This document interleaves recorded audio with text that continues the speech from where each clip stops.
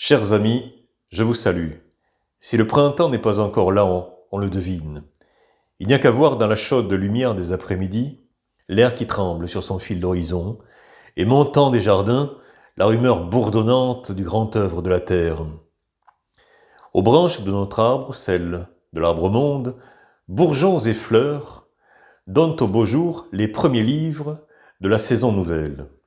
En s'adressant aux jeunes lecteurs, Jean-Marc Percier et Olivier Leblois abordent avec philosophie et poésie un sujet grave, celui des préjugés.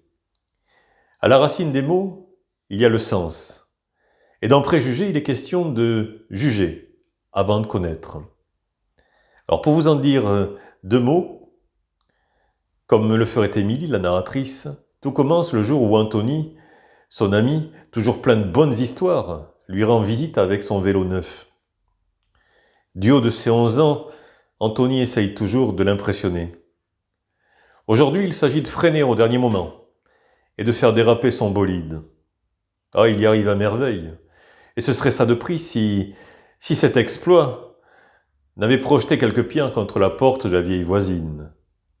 Vite, on se jette dans le premier buisson pour ne pas être vu. La porte s'ouvre. La voisine reste un moment à faire le guet.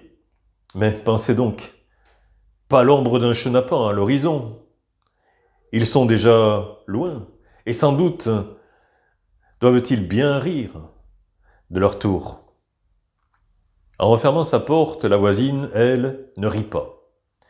Anthony et Émilie l'entendent pester et dire à son mari qu'il doit s'agir des petits gitans. Ils vont en bande par les chemins. D'ailleurs, il paraît que... on raconte que les gendarmes ont trouvé 3 poules mortes dans leur campement et des plumes sur le chemin du viaduc. Les mêmes qui ont été volées à la bonne madame Julien. Et le mari de conclure qu'il ne faudra pas oublier de fermer le portail, tant que les gitans ne sont pas loin. Ce sont des gens dont il faut se méfier. On n'en entendit pas davantage.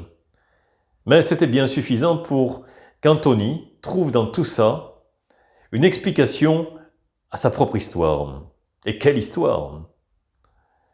Vous la connaîtrez en lisant Le Vélo rouge de Jean-Marc Percier et d'Olivier Leblois, édité aux éditions de l'Arbre-Monde. Vous pouvez d'ores et déjà vous le procurer dans notre boutique, le lien est disponible en description. Je vous souhaite une bonne lecture et je vous dis à très bientôt.